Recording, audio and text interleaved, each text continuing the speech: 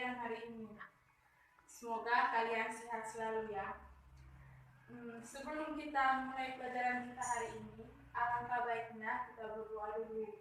Kita berdoa menurut kepercayaan kita masing-masing. Berdoa dimulai.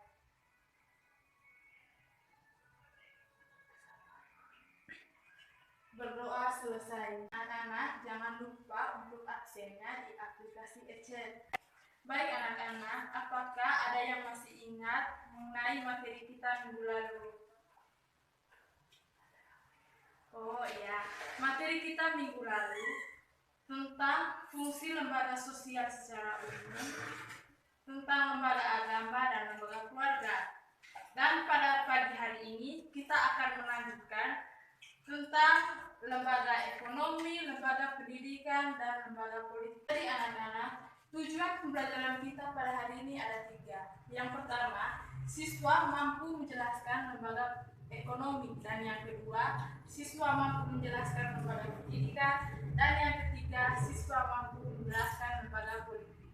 Baik anak-anak, sebelum kita lanjut, coba anak-anak menonton video dalam bentuk PPT, dan setelah anak-anak menonton, kalian harus menyimak materi yang ada dalam PPT tersebut. Tujuan pembelajaran kita pada pagi hari ini yang pertama, siswa mampu menjelaskan lembaga ekonomi, yang kedua, siswa mampu menjelaskan lembaga pendidikan, dan yang ketiga, siswa mampu menjelaskan lembaga politik. Yang pertama, lembaga ekonomi. Lembaga ekonomi merupakan bagian dari lembaga sosial yang mengatur tata hubungan antar manusia dalam pemenuhan kebutuhan hidup sehari-hari. Lembaga ekonomi lahir sebagai suatu usaha manusia untuk menyesuaikan diri dengan alam dan untuk memenuhi kebutuhan hidup mereka yang berkaitan dengan pengaturan dalam bidang-bidang ekonomi. Lembaga ekonomi bertujuan untuk mengatur bidang-bidang ekonomi dalam rangka mencapai kehidupan yang sejahtera dan terpenuhnya kebutuhan masyarakat. Fungsi dari lembaga ekonomi yang pertama, pedoman untuk mendapatkan bahan pangan. Kedua, pedoman untuk melakukan pertukaran barang atau barter. Yang ketiga, pedoman tentang harga jual beli barang. Yang keempat, pedoman untuk menggunakan tenaga kerja. Yang kelima, pedoman tentang cara pengupahan. Yang keenam, pedoman tentang cara pemutusan tenaga kerja atau PKH. Dan yang ketujuh, memberi identitas bagi masyarakat. Yang kedua, lembaga pendidikan. Lembaga pendidikan adalah lembaga atau tempat berlangsungnya proses pendidikan yang dilakukan dengan tujuan untuk mengubah tingkah laku individu ke arah yang lebih baik melalui interaksi dengan lingkungan sekitar. Lembaga pendidikan memiliki 2 fungsi, yaitu fungsi manifest dan fungsi laten. Yang pertama, fungsi manifest meliputi 1. Mengembangkan bakat perseorangan demi kepuasan pribadi bagi kepentingan masyarakat. Yang kedua, melestarikan kebudayaan masyarakat. Lembaga pendidikan mengajarkan beragam kebudayaan dalam masyarakat. Dan yang ketiga, menanam keterampilan yang perlu bagi partisipasi dalam demokrasi. Yang kedua, fungsi laten.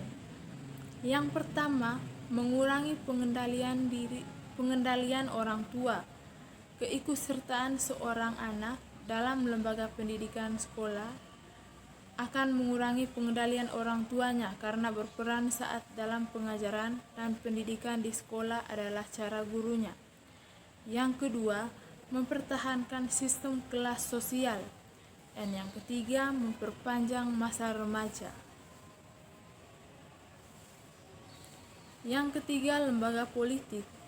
Lembaga politik merupakan suatu lembaga yang mengatur pelaksanaan dan wewenang yang menyangkut kepentingan masyarakat agar tercapai suatu keteraturan tata tertib kehidupan masyarakat. Lembaga politik merupakan keseluruhan tata nilai dan norma yang berkaitan dengan kekuasaan. Fungsi dari lembaga politik yang pertama, MPR. Yang kedua, presiden dan wakil presiden. Yang ketiga, DPR. Yang keempat, DPD. Yang kelima, pemerintah daerah. Keenam, DPRD provinsi dan DPRD kabupaten atau kota. Dan yang ketujuh, partai politik. Secara fundamental juga, lembaga politik berfungsi untuk mengatur dan membatasi setiap aktivitas politik dalam masyarakat. Fungsi lembaga politik dapat dilakukan sebagai berikut. Yang pertama, memelihara ketertiban dalam negeri, dan yang kedua, mengusahakan kesejahteraan umum. Anak-anak, tadi kan anak-anak sudah menonton video dalam bentuk PPT tadi. Sekarang kita berdiskusi bersama-sama mengenai materi yang ada di PPT tadi di dalam aplikasi e-chat.